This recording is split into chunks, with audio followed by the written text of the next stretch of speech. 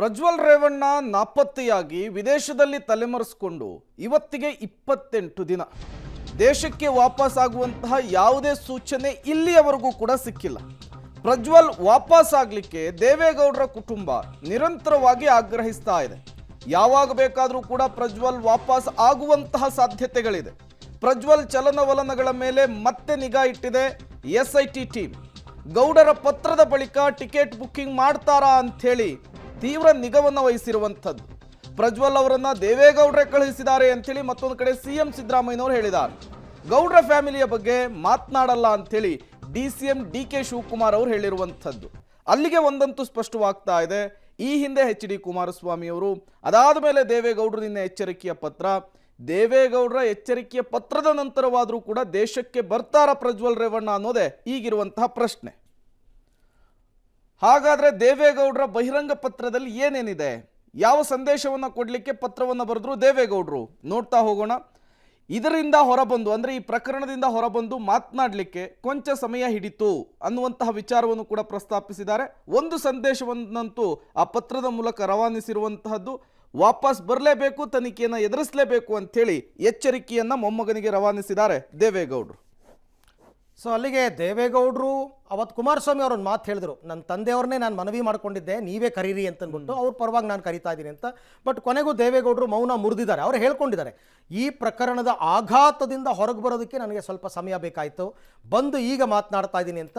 Overall ಅವರ ಪತ್ರದ ಸಾರಾಂಶ ಇರತಕ್ಕಂಥದ್ದು, ಎಲ್ಲೇ ಇದ್ದರೂ ಬರಬೇಕು, ತನಿಖೆಯನ್ನು ಎದುರಿಸಬೇಕು, ಈ ನೆಲದ ಕಾನೂನು ಏನು ಹೇಳುತ್ತೆ, ಯಾವ ಶಿಕ್ಷೆಯನ್ನು ಕೊಡುತ್ತೆ, ಒಂದು ವೇಳೆ ತಪ್ಪು ಮಾಡಿದರೆ ಅದನ್ನು ಅನುಭವಿಸಬೇಕು, ಉಗ್ರ ಶಿಕ್ಷೆನೇ ಕೊಡಲಿ ತಪ್ಪು ಮಾಡಿದ್ದೇ ನಿಜ ಆದರೆ ಅಂತ ಮಾಜಿ ಪ್ರಧಾನಿಗಳು ಕರೆ ಕೊಟ್ಟಿದ್ದಾರೆ. ಕುಮಾರಸ್ವಾಮಿಯವರು ಕೂಡ ಕರೆ ಕೊಟ್ಟಿದ್ದಾರೆ.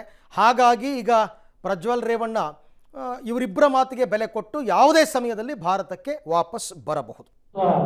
ಈ ಮಾಧ್ಯಮದ ಮುಖಾಂತರ ತಪ್ಪು ಮಾಡಿದರೆ ಈ ನೆಲದ ಕಾನೂನಲ್ಲಿ ಯಾರೇ ಆಗಲಿ, ಯಾರು ದೊಡ್ಡವರಲ್ಲ, ಎಷ್ಟು ದಿನ ಇವತ್ತು ಹೊರಗೆ ಇರಬೇಕು.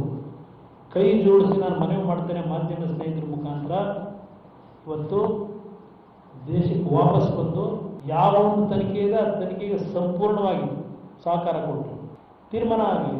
ವಾಪಸ್ ಬರೋದ್ರ ಮುಖಾಂತರ ನನ್ನ ಪಕ್ಷದ ಕಾರ್ಯಕರ್ತರಿಗೆ, ಸನ್ಮಾನ್ಯ ದೇವೇಗೌಡರಿಗೆ ಗೌರವ ತಗೊಂಬಪ್ಪ. ಟಾರ್ಗೆಟ್ ರಾಜಕಾರಣ ಮಾಡ್ತಾ ಇದ್ದಾರೆ. ದೇವೇಗೌಡರ ಕುಟುಂಬನಿರ್ಬೋದು ಅಥವಾ ರೇವಣ್ಣ ಅವ್ರನ್ನ ಒಂದು ಸಾಫ್ಟ್ ಟಾರ್ಗೆಟ್ ಮಾಡ್ಕೊಂಡು ಯಾವ ರೀತಿ ಅವ್ರನ್ನ ಜೈಲಿಗೆ ಕಳಿಸಲೇಬೇಕು ಅಂತಕ್ಕಂಥ ದುರುದ್ದೇಶದಿಂದ ಇವತ್ತು ರೇವಣ್ಣ ಅವ್ರನ್ನ ಕಳಿಸಿರ್ತಕ್ಕಂಥದ್ದು. ಹಾಗಾಗಿ ಇದೆಲ್ಲ ಜನ ಗಮನಿಸ್ತಾ ಇದ್ದಾರಣ್ಣ, ಭಾಳ ದಿನ ನಡೆಯೋದಿಲ್ಲ. ನಾನು ನ್ಯಾಯಾಂಗದಲ್ಲಿರುವಾಗ ನನಗೆ ನ್ಯಾಯಾಂಗದ ಬಗ್ಗೆ ಗೌರವ ಇದೆ. ನ್ಯಾಯಾಂಗದಲ್ಲಿರುವಾಗ ಆ ವಿಷಯ ನಾನು ಮಾತಾಡೋಕ್ಕೆ ಪ್ರಸ್ತಾವನೆ ಮಾಡೋಕ್ಕೆ ತಯಾರಿಲ್ಲ. ನನಗೆ ದೇವ್ರ ಮೇಲೆ ನಂಬಿಕೆ ಇದೆ, ನ್ಯಾಯಾಂಗ ದೇವ್ರ ಮೇಲೆ ನಂಬಿಕೆ ಇದೆ. ಅದ್ರ ಬಗ್ಗೆ ಯಾರು ನೀವು ದಯಮಾಡಿ ಕ್ವಶನ್ ಕೇಳಬೇಡಿ ಅಂತ. ಯಾರು ಅಂತ ನಮ್ಮ ಕಾರ್ಯಕರ್ತರು ಆತಂಕ ಪಡ ದುಡಿಗಿಡಬೇಕಾಗಿಲ್ಲ.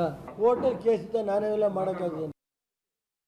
ನನ್ನ ಪ್ರಕಾರ ಕಳಿಸಿರೋರೇ ಅವರಲ್ವಾ ಪತ್ರ ಬರೆಯೋದು, ಸುಮ್ಮನೆ ಪಬ್ಲಿಕ್ ಕನ್ಸಂಪ್ಷನ್. ನನ್ನ ಪ್ರಕಾರ ಕಳಿಸಿರೋರೇ ಅವರಲ್ವಾ ಪತ್ರ ಬರೆಯೋದು, ಸುಮ್ಮನೆ ಪಬ್ಲಿಕ್ ಕನ್ಸಂಪ್ಷನ್. ಅವರ ಫ್ಯಾಮಿಲಿ ವಿಚಾರ, ಅವ್ರ ಮನೆ ವಿಚಾರ ನನಗೆ ಬೇಡ. ಅವರು ಉಂಟು, ಅವ್ರ ಮನೆ ಉಂಟು, ಅವ್ರ ಸ್ವಂತ ವಿಚಾರಕ್ಕೆಲ್ಲ ನಾನ್ಯಾಕೆ ಭಯ ಕೊಡಿ. ಇಟ್ ಈಸ್ ದೇ ವಿಚಾರ. ಕಾನೂನು ಏನಿದೆ ಅದು ಕಾನೂನು, ಅವ್ರು ಯಾರು ಬೇಕಾದ್ರೂ ನಾವು ಮಾಡ್ಕೊತಾರೆ.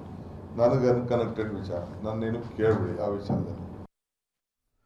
CM ಸಿದ್ದರಾಮಯ್ಯನವರು ಈ ರೀತಿಯ ಸೆನ್ಸಿಟಿವ್ ಪ್ರಕರಣದಲ್ಲಿ ಈ ರೀತಿ ಗಂಭೀರ ಆರೋಪ ಮಾಡೋದು ನಿಜಕ್ಕೂ ಕೂಡ ಆಶ್ಚರ್ಯ ಕಾರಣವಾಗ್ತಾ ಇದೆ. ಕಾರಣ ಪ್ರತಿ ಈ ರೀತಿಯ ವಿಚಾರ ಬಂದಾಗ ಕೂಡ ಎವಿಡೆನ್ಸನ್ನು ಕೇಳುವಂತಹ CM ಸಿದ್ದರಾಮಯ್ಯನವರು ಈಗೊಂದು ಗಂಭೀರ ಆರೋಪವನ್ನು ಮಾಡಿದ್ದಾರೆ. ಇದೇ ವಿಚಾರಕ್ಕೆ ಸಂಬಂಧಪಟ್ಟಂತೆ ಮತ್ತಷ್ಟು ಡೀಟೇಲ್ಸನ್ನು ಕೊಡ್ತಾರೆ ನಮ್ಮ ಪ್ರತಿನಿಧಿ ಮುರಳೀಧರ್, ನೇರ ಸಂಪರ್ಕದಲ್ಲಿ ಜಾಯಿನ್ ಆಗಿದ್ದಾರೆ. ಮುರಳಿ, ಈಗ ತೀವ್ರ ಕುತೂಹಲ ಕಾರಣವಾಗ್ತಾ ಇದೆ ಈ ಪ್ರಕರಣದಲ್ಲಿ ಆಗ್ತಾ ಇರುವಂತಹ ಬೆಳವಣಿಗೆಗಳು. ಈ ಹಿಂದೆ HD ಕುಮಾರಸ್ವಾಮಿಯವರು ಪ್ರೆಸ್ ಮೀಟ್ನಲ್ಲಿ ಬಹಿರಂಗವಾಗಿ ಕರೆಯನ್ನು ಕೊಡ್ತಾರೆ, ಮನವಿಯನ್ನು ಮಾಡ್ಕೊಳ್ತಾರೆ ಪ್ರಜ್ವಲ್ ರೇವಣ್ಣ ಅವರಿಗೆ. ಅದಾದ ಮೇಲೆ ಈಗ ದೇವೇಗೌಡರು ಬಹಿರಂಗ ಪತ್ರವನ್ನು ಬರೆದಿದ್ದಾರೆ, ಮೊಮ್ಮಗನಿಗೆ ಎಚ್ಚರಿಕೆಯನ್ನು ಕೊಟ್ಟಿದ್ದಾರೆ. ಚಿಕ್ಕಪ್ಪನ ಮಾತಿಗೂ ಬಗದೇ ಇರುವಂತಹ ಪ್ರಜ್ವಲ್ ರೇವಣ್ಣ ತಾತನ ಮಾತಿಗಾದರೂ ಬಗ್ತಾರ, ದೇಶಕ್ಕೆ ವಾಪಸ್ ಆಗ್ತಾರ, SIT ಏನೆಲ್ಲ ಪ್ಲಾನ್ ಮಾಡ್ಕೊಂಡಿದೆ ಈ ವಿಚಾರಕ್ಕೆ ಸಂಬಂಧಪಟ್ಟಂತೆ ಅಂತ? ಖಂಡಿತವಾಗಿಯೂ ಪ್ರೇಮ್, ಯಾಕೆಂದ್ರೆ ಪ್ರಜ್ವಲ್ ಅವರ ವಿಚಾರಕ್ಕೆ ಸಂಬಂಧಪಟ್ಟಂತೆ SIT ಯಾವ ರೀತಿಯಲ್ಲಿ ಕಾನೂನಿನ ಕ್ರಮಗಳನ್ನು ತೆಗೆದುಕೊಳ್ಬೇಕು ಆ ಕ್ರಮಗಳನ್ನು ಈಗಾಗಲೇ ತೆಗೆದುಕೊಂಡಿರುವಂಥದ್ದು. ಜೊತೆಗೆ ಪ್ರಮುಖವಾದ ಅಂಶ ಏನಂದ್ರೆ ಪಾಸ್ಪೋರ್ಟ್ ರದ್ದತಿಗೆ ಈಗಾಗಲೇ MEAಗೆ ಅಂದ್ರೆ ವಿದೇಶಾಂಗ ಸಚಿವಾಲಯಕ್ಕೆ ಒಂದು ಪತ್ರವನ್ನು ಕೂಡ ಬರೆದಿದ್ದಾರೆ. ವಿದೇಶಾಂಗ ಸಚಿವಾಲಯ ಕೂಡ ಒಂದು ಸ್ಪಷ್ಟನೆಯನ್ನು ಕೊಟ್ಟಿದೆ. ಪಾಸ್ಪೋರ್ಟ್ನ ರದ್ದತಿಯ ಪ್ರಕ್ರಿಯೆ ಪ್ರಾರಂಭವಾಗಿದೆ. ಆ ಪ್ರಕ್ರಿಯೆಯನ್ನು ಪ್ರಾರಂಭ ಮಾಡಿ ಕೆಲವೇ ದಿನಗಳಲ್ಲಿ ಪಾಸ್ಪೋರ್ಟ್ ಕೂಡ ರದ್ದಾಗೋ ಸಾಧ್ಯತೆಗಳಿದಾವೆ ಅನ್ನೋದ್ರ ಬಗ್ಗೆ ಒಂದಷ್ಟು ಮಾಹಿತಿಗಳು ಅಧಿಕೃತವಾಗಿ ಬರ್ತಾ ಇರುವಂಥದ್ದು. ಇದರ ಬೆನ್ನಲ್ಲೇ ದೇವೇಗೌಡರು ಒಂದು ಪತ್ರವನ್ನು, ಬಹಿರಂಗ ಪತ್ರವನ್ನು ಬರೆದಿದ್ದಾರೆ. ಅದು ನಿನ್ನನ್ನು ಕುಟುಂಬದಿಂದ ಬಹಿಷ್ಕಾರ ಮಾಡ್ತೀವಿ ಅನ್ನೋ ರೀತಿಯಲ್ಲಿ ಒಂದು ಪತ್ರವನ್ನು ಬರೆದಿರುವಂಥದ್ದು. ಅಂದರೆ ಕಾನೂನಾತ್ಮಕವಾಗಿ ಯಾವ ರೀತಿಯ ವಿಚಾರಣೆಯನ್ನು ಎದುರಿಸಬೇಕೋ ಆ ವಿಚಾರಣೆಯನ್ನು ಎದುರಿಸು ಮತ್ತು ಕಾನೂನಿನ ರಕ್ಷಣೆ ನಿನ್ಗೆ ಏನು ಸಿಗಬೇಕಾಗುತ್ತೆ ಆ ರಕ್ಷಣೆಗಳು ಕಾನೂನಿನ ಮೂಲಕವೇ ಸಿಕ್ಕುತ್ತೆ ಅನ್ನೋದ್ರ ಬಗ್ಗೆನೂ ಕೂಡ ಒಂದು ಪತ್ರವನ್ನು ಬರೆದಿರುವಂಥದ್ದು. ಆ ಹಿನ್ನೆಲೆಯಲ್ಲಿ ಸಾಮಾನ್ಯವಾಗಿ ಎಚ್ ಡಿ ಕುಮಾರಸ್ವಾಮಿ ಅವರು ಏನು ಕರೆಯನ್ನು ಕೊಟ್ಟ ಸಂದರ್ಭದಲ್ಲೂ ಕೂಡ SIT ಅಧಿಕಾರಿಗಳು ಒಂದು ಅಲರ್ಟ್ ಆಗಿದ್ರು. ಯಾಕಂದ್ರೆ ಪ್ರಜ್ವಲ್ ರೇವಣ್ಣ ವಾಪಸ್ ಎಲ್ಲಿದ್ರು ಬಂದ್ಬಿಡು, ತನಿಖೆಯನ್ನ ಎದುರಿಸು ಅಂತೇಳಿ ಕುಮಾರಸ್ವಾಮಿ ಅವರು ಹೇಳಿದ್ರು. ದೇವೇಗೌಡರು ಯಾವಾಗ ಬಹಿರಂಗ ಪತ್ರವನ್ನು ಬರೆದ್ರು, ಬಹಿರಂಗ ಪತ್ರ ಬರೆದ ಬಳಿಕ SIT ಅಧಿಕಾರಿಗಳು ಕೂಡ ಸಾಕಷ್ಟು ಸೂಕ್ಷ್ಮವಾಗಿ ಇದನ್ನ ಪರಿಗಣಿಸ್ತಾ ಇರುವಂಥದ್ದು. ಯಾಕಂದ್ರೆ ಒಂದು ದೇಶದಲ್ಲಿರುವಂಥ, ಅಂದರೆ ವಿದೇಶದಲ್ಲಿ ತಲೆಮರೆಸ್ಕೊಂಡಿರುವಂಥ ಪ್ರಜ್ವಲ್ ಏನಿದೆ, ಪ್ರಜ್ವಲ್ ವಾಪಸ್ ಬೆಂಗಳೂರಿಗೆ ಬರ್ತಾರ, ಏನು SIT ಮುಂದೆ ವಿಚಾರಣೆಗೆ ಹಾಜರಾಗ್ತಾರೆ, ಈ ಎಲ್ಲದ್ರ ಬಗ್ಗೆನೂ ಕೂಡ ಸಾಕಷ್ಟು ಅನುಮಾನಗಳಿದ್ದಾವೆ. ಆ ಹಿನ್ನೆಲೆಯಲ್ಲಿ ಎಲ್ಲಿಂದ ಮೂವ್ಮೆಂಟ್ ಆಗ್ತದೆ, ಜೊತೆಗೆ ಆತನ ಪಾಸ್ಪೋರ್ಟನ್ನು ಅಂದರೆ ಅಥವಾ ಟಿಕೆಟನ್ನು ಬುಕ್ಕಿಂಗ್ನ ಏನಾದರೂ ಮಾಡ್ತಾರಾ ಏನು ಅನ್ನೋದ್ರ ಬಗ್ಗೆ ಕೂಡ SIT ತೀವ್ರ ಗಮನವನ್ನು ಇಟ್ಟಿರುವಂಥದ್ದು. ಗಮನವನ್ನು ಇಟ್ಟಿರೋ ಹಿನ್ನೆಲೆಯಲ್ಲಿ ಎಲ್ಲಿಂದ ಮೂವ್ಮೆಂಟ್ ಆಗುತ್ತೆ, ಜೊತೆಗೆ ಯಾವತ್ತು ಅವರು ಹೊರಡ್ತಾರೆ, ಯಾವತ್ತು ಟಿಕೆಟನ್ನು ಬುಕ್ ಮಾಡ್ತಾರೆ, ಇವೆಲ್ಲದ್ರ ಬಗ್ಗೆನೂ ಕೂಡ ಹೆಚ್ಚಿನ ಕಾನ್ಸಂಟ್ರೇಷನ್ ಅನ್ನು SIT ಅಧಿಕಾರಿಗಳು ಈಗ ಮಾಡ್ತಾ ಇರೋಂಥದ್ದು. Prem. Okay Murali, thank you ತಮ್ಮ ಎಲ್ಲ ಮಾಹಿತಿಗೆ. ಒಟ್ಟಾರೆ ಪ್ರಯತ್ನಗಳಂತೂ ನಡೀತಾ ಇದೆ, ನಿಂತಿಲ್ಲ. ಇದರ ನಡುವೆ ದೇವೇಗೌಡರ ಕುಟುಂಬದವರೂ ಕೂಡ ಸಹಕಾರ ಕೊಟ್ಟಿದ್ದಾರೆ. ಪ್ರಜ್ವಲ್ಗೆ ಎಲ್ಲಿದ್ರು ಬಾ ಅಂತ ಕರೆ ಕೊಟ್ಟಿದ್ದಾರೆ. ಆತ ಯಾವಾಗ ಬರ್ತಾನೆ ಅಂತಕ್ಕಂಥದ್ದು ಸದ್ಯದ ಪ್ರಶ್ನೆ.